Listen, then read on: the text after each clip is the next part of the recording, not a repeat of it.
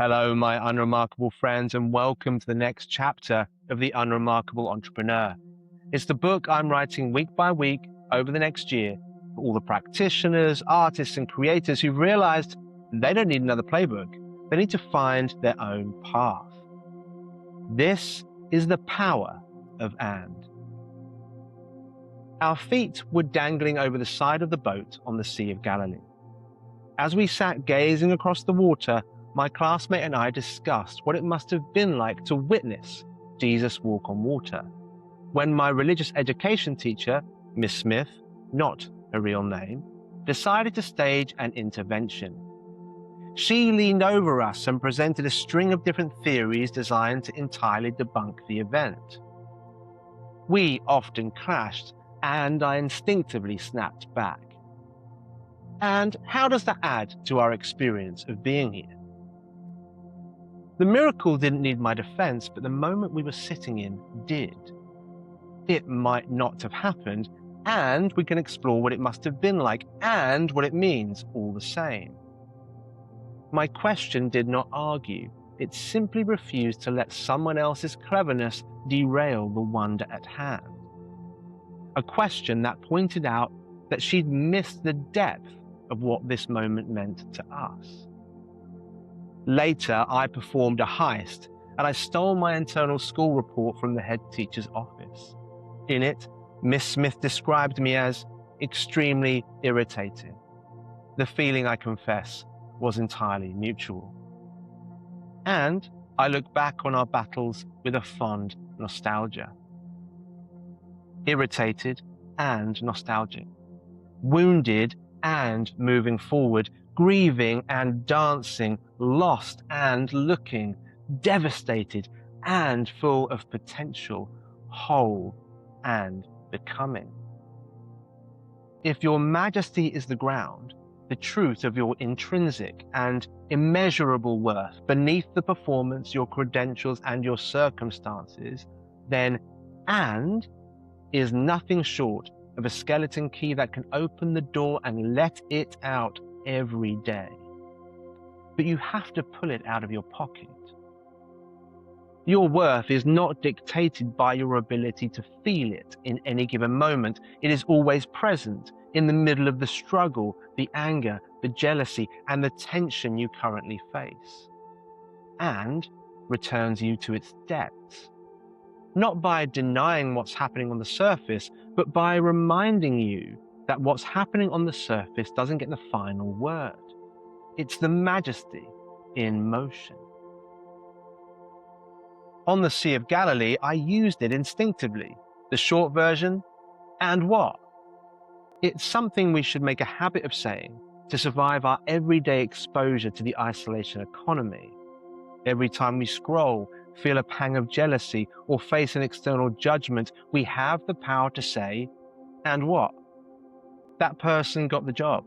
They've got a bigger house. They've got more followers. They've got testimonials. They're younger than me. And what? That literally has nothing to say about you or your story. That deflection works when it's just you and the scroll, but there are times when it definitely won't work. Sometimes we need to create space instead. Sleep deprived and with a 1-year-old, Laura and I were nipping at each other the other night.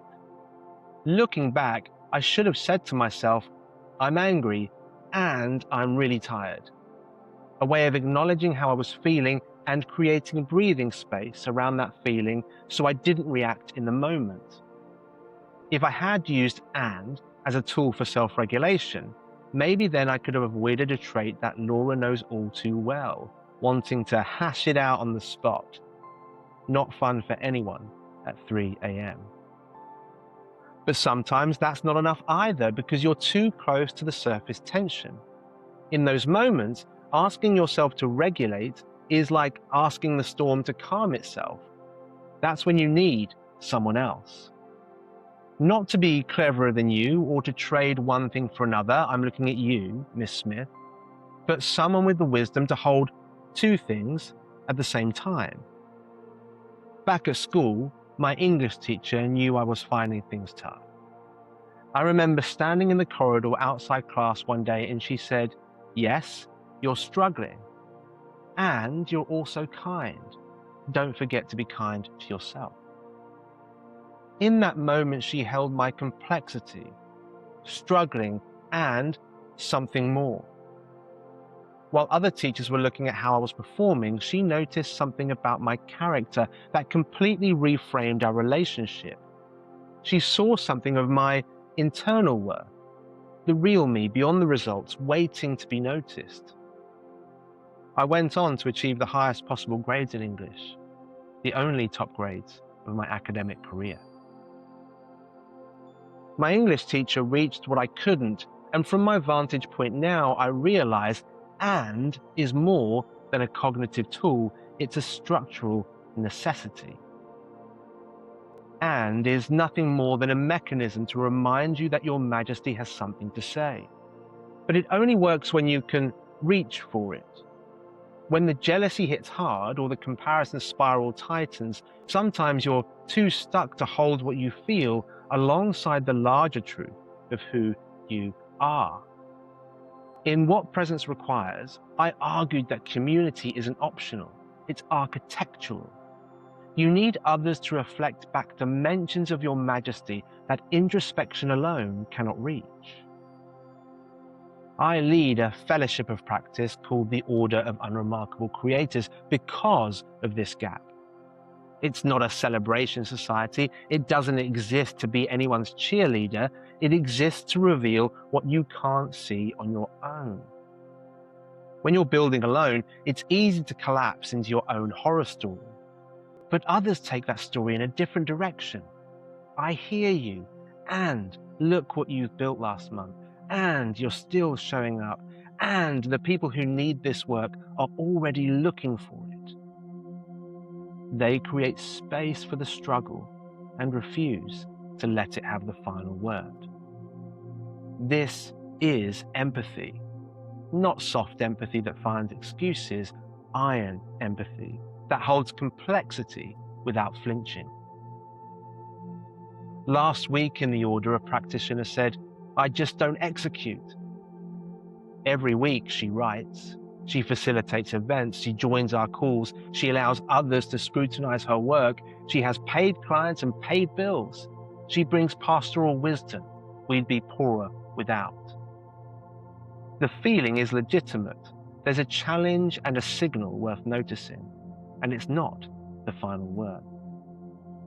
The isolated practitioner is often lost to their own internal dialogue.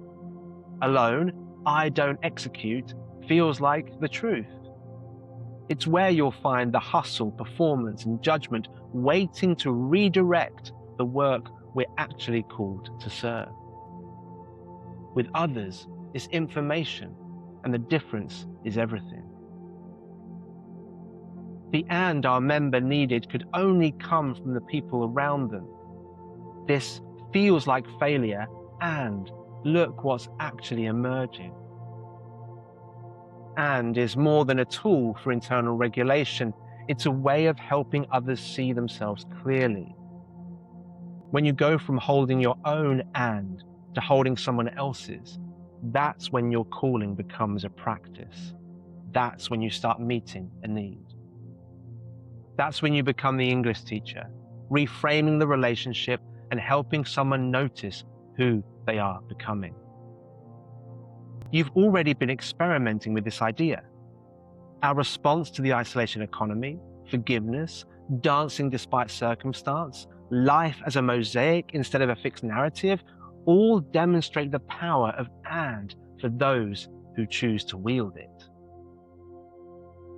When we view our life only looking backward, where you are right now feels like a conclusion.